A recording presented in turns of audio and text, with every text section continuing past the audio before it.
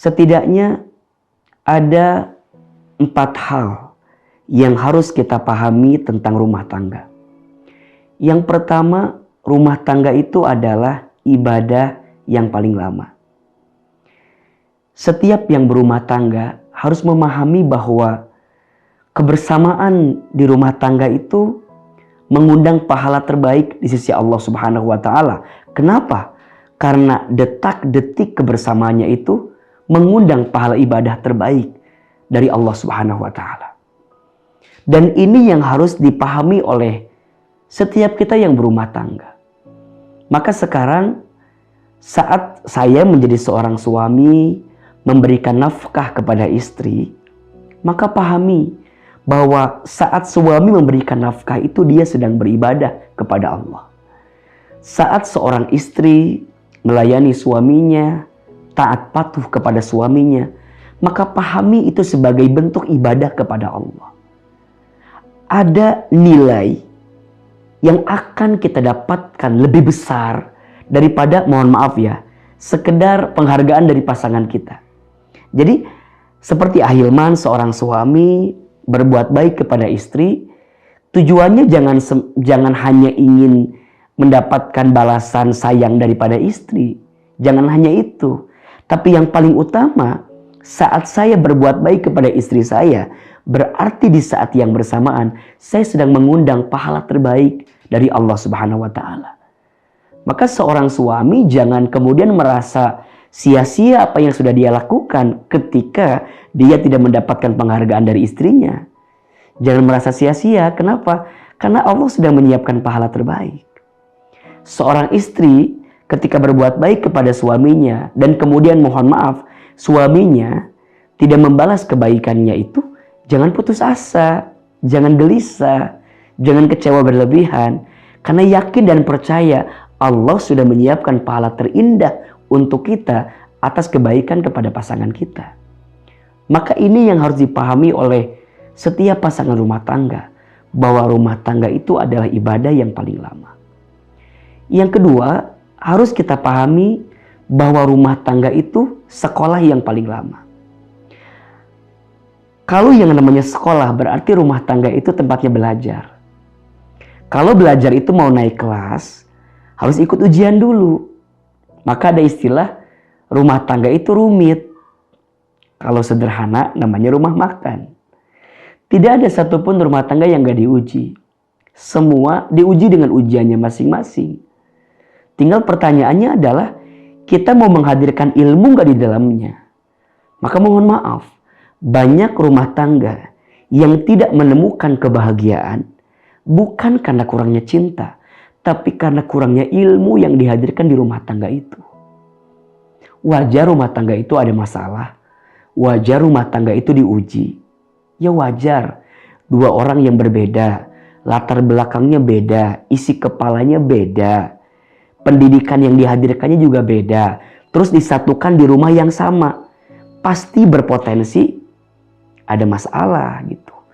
Maka mohon maaf, rumah tangga sakinah bukan yang tidak ada masalah, tapi rumah tangga sakinah itu rumah tangga yang bisa mengambil hikmah di balik masalah yang sedang dihadapi. Maka harus diingat, rumah tangga itu sekolah yang paling lama. Yang ketiga, rumah tangga itu adalah dua keadaan yang paling besar. Jadi saat kita menikah, bukan hanya menyatukan dua hati yang saling mencintai, tapi lebih dari itu, saat kita menikah, kita sedang menyatukan dua keluarga yang saling memahami. Maka harus dipahami dua keadaan ini yang benar-benar harus terjadi di rumah tangga kita. Kalau sudah menikah, nggak ada lagi bahasa aku, dari aku jadi kita. Kalau ada orang tua, kita nggak bisa bilang itu bapakku, gitu, itu bapakmu, ini bapakku. Enggak. Setelah menikah, jadi berubah dari aku jadi kita.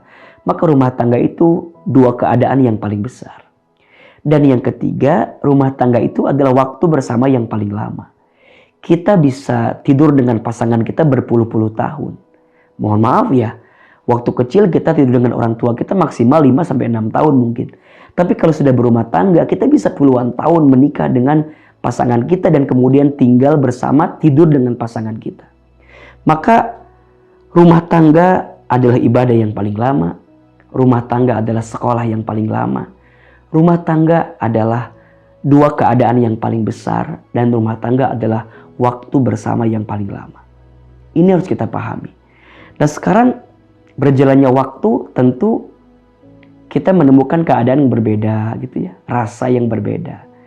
Nah kira-kira apa ya faktor utama yang bisa menjadikan rumah tangga kita kembali kepada track yang kita inginkan? Tentu jawabannya adalah tujuan. Kita harus memastikan apa tujuan rumah tangga kita. Mau dibawa kemana rumah tangga kita? Kalau tujuannya nggak jelas, kalau tujuannya nggak pasti, maka kita akan menemukan titik-titik yang kemudian keresahan itu muncul, kegelisahan itu muncul. Masalah yang kecil jadi terasa besar, masalah yang ringan jadi terasa berat. Kenapa? Karena kita belum memastikan tujuan rumah tangganya untuk apa. Ibaratnya begini, pentingnya sebuah tujuan itu ibaratnya ada seseorang yang ingin mendaki gunung gitu. Kalau dia tahu puncak gunung adalah tujuannya, maka seberat apapun lika-liku yang dihadapi ketika mendaki akan dia jalani. Kenapa? Karena ada puncak gunung yang ingin dia dapatkan.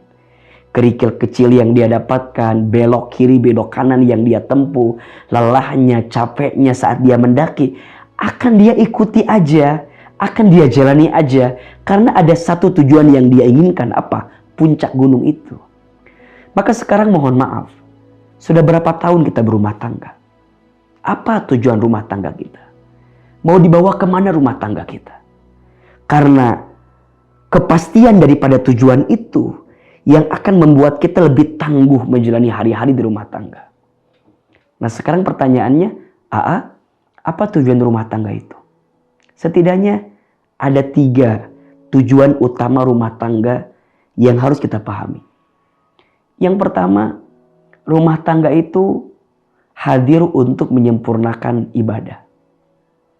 Hadirnya pasangan kita itu untuk menyempurnakan ketaatan kita kepada Allah Subhanahu wa taala.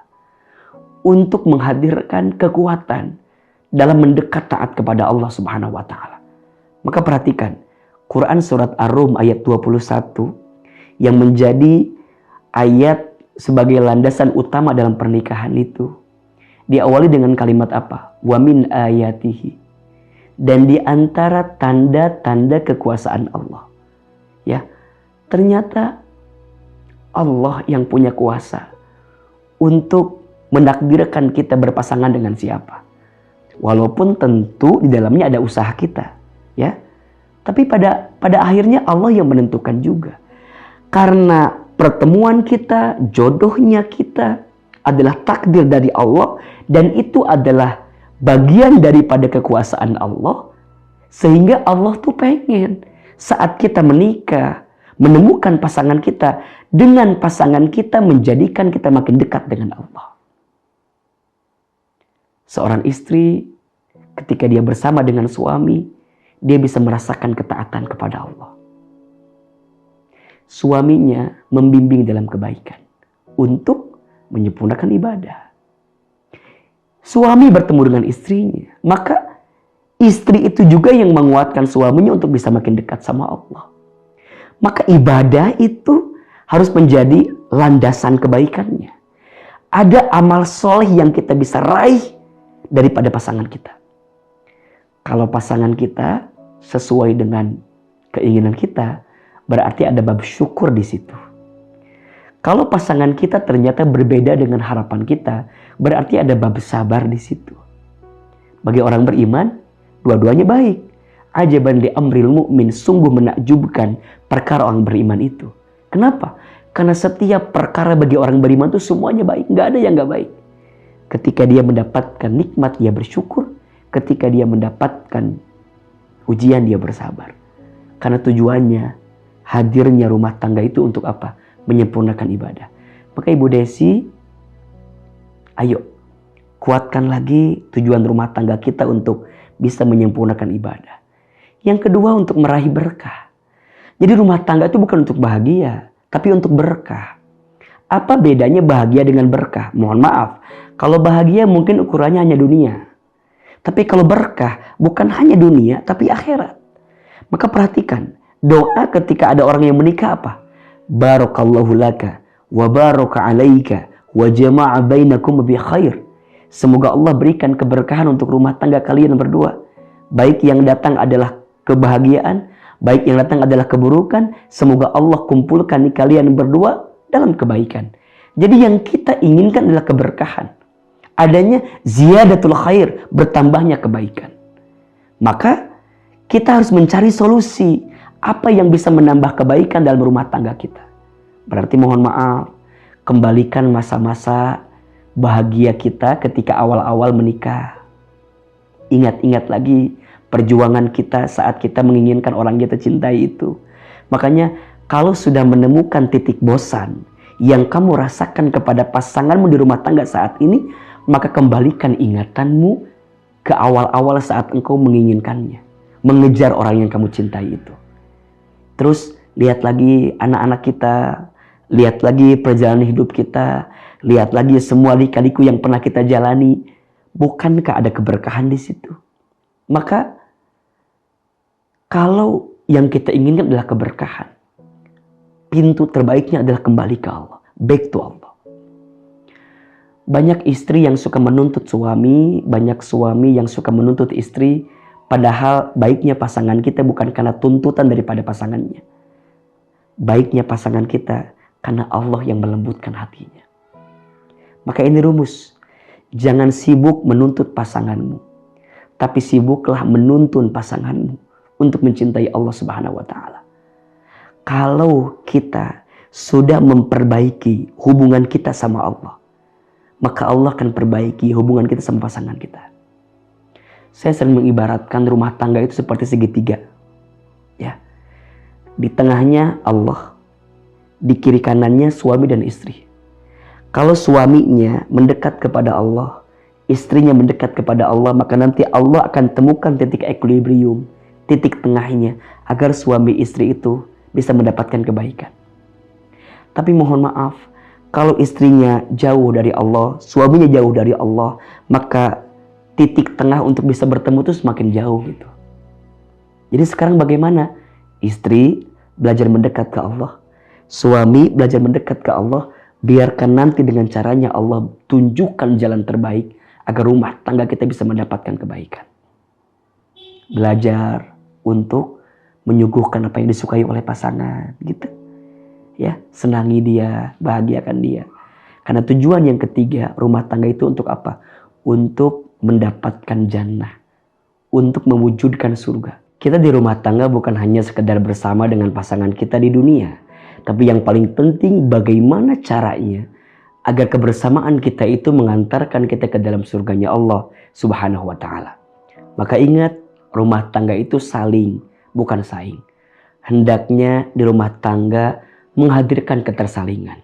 Suami istri saling menyayangi, suami istri saling mencintai, suami istri saling memberi, suami istri saling mengerti, suami istri saling memahami. Itulah rumah tangga. Maka jika hari ini kita menemukan kekurangan pada pasangan kita, tutupi dengan hadirnya kita. Begitupun selanjutnya, jika kita kemudian kita merasa punya kekurangan, saat pasangan kita memberikan masukan, ya terima. Ingat, rumah tangga terbaik bukan rumah tangga yang dua-duanya sempurna. Gak akan ada. Jangan pernah mencari kesempurnaan di rumah tangga. Tapi carilah seseorang yang ketika bersamanya bisa menyempurnakan apa yang kurang dalam diri kita. Bukan mencari yang sempurna, tapi mencari orang yang tidak sempurna, yang dengan hadirnya kita bisa menghadirkan kesempurnaan dalam hidupnya.